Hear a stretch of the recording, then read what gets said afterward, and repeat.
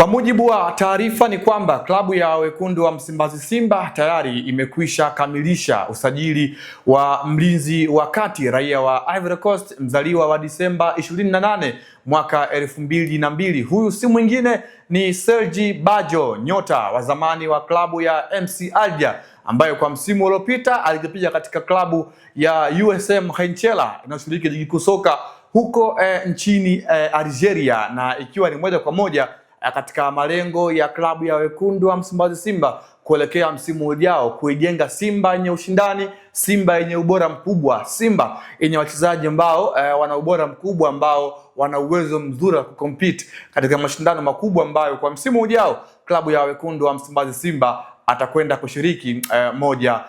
kwa moja. Serge ni mlinzi ambaye ana umri mzuri, kwa maana bado akiwa na umri wa miaka 23. Umbile lake ni umbile ambalo kwa physical ya mlinzi anaweza akawa na ubora mkubwa wa kuwini zile area balls, kwa maana mipira ya juu, lakini pia ile kasi yake ambayo amekuwa nayo ndio silaha kubwa ya Serge Badjo pale ambako anakuwa amesimama katika eneo la beki wa kati kama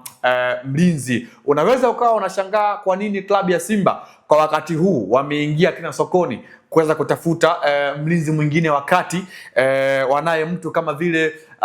Rochan Deriek ambaye ana ubora mkubwa, raia wa Afrika Kusini huyu. Yuko pia Ismail Olivier Toure ambaye kwa msimu huu amekuwa ana ubora mkubwa, lakini pia hapo katika hilo eneo Simba wamekuwa wana vijana wengine ambao wanafanya makubwa na wenye ubora mkubwa, akiwemo Vedastus Masinde, bwana mdogo Hussein Begu, lakini pia na wale wengine ambao kwa msimu uliopita walipata majeraha makubwa, kwa maana ya Wilson Nangu sambamba na Hamza Spia JR ambao wamekuwa katika majeraha ya muda mrefu kwa msimu ulio tamatika moja kwa moja. Serge Badjo anakwenda kuongeza ushindani wa namba katika hilo eneo, kwani tumeshuhudia msimu huu Rochan Deriek na Ismail Olivier Toure wametumika kwa muda mrefu. So anapokuja kwenye kikosi mlinzi mwingine wakati ambaye tunasema ana quality level kama ya hawa ambao wanapata nafasi ya kwanza inakuwa inajenga upana wa kikosi na kumpatia mwalimu uwanda mpana wa kuchagua wachezaji ambao anaowahitaji kutokana na mpango kazi wa mchezo husika ambao atakwenda kuingia nao moja kwa moja yeye kama mwalimu. Na ukijaribu kutizama kwa msimu huu tulikuwa tunamisi ile huduma ama klabu ya Simba ilikuwa inamisi huduma ya mlinzi wa kati ambaye ana ubora mkubwa na ile sanaa ya kiuongozi katika eneo la nyuma kama vile alivyokuwa Enock Inonga Baka. So kwa Serge Badjo ni mlinzi ambaye ana huo ubora na ana ile sanaa ya kiuongozi akiwa kiwanjani, lakini pia ni mlinzi ambaye ana uzoefu mkubwa na mashindano ya kimataifa. Nimekwambia hapa katika msimu wa mwaka 2024 2025 alikuwa na kikosi cha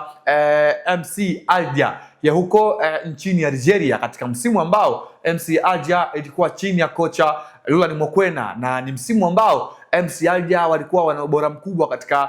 mashindano ya ligi ya mabingwa barani Afrika, msimu ambao MC Alger alifika katika hatua ya robo finali. Ndio ule msimu ambao Young Africans alikuwa kundi moja na MC Alger kama nakumbuka vyema. Ndio msimu ambao Serge Badjo alikuwa ni miongoni mwa wachezaji ambao wanaunda kikosi cha MC Alger kabla ya kutimka katika kikosi hiko na kuelekea katika klabu ya USM Khenchela ya huko nchini Algeria. Miongoni mwa timu za mid table teams katika nchi ya Algeria ndiko ambako kwa msimu uliopita Serge alikuwa anaitumikia moja kwa moja. Kwa hiyo uongozi wa Simba umejaribu kutizama na kuangalia kwamba ni muhimu kuongeza mchezaji mwingine mwenye ubora mkubwa, ili mradi kumpa uwanda mpana mwalimu wa kuweza kufikiria kile ambacho anakiamini kama mpango kazi kuelekea mchezo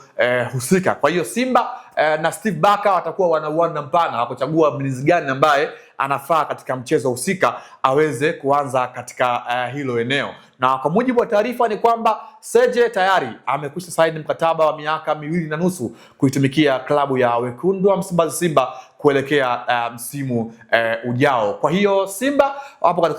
wapo katika mchakato wa kujenga Simba iliyo bora, Simba yenye ushindani mkubwa, Simba ambayo inaweza ikawa ina ubora mkubwa katika maeneo yote ya kiwanja. Na haya yote yanafanyika kukiwa kuna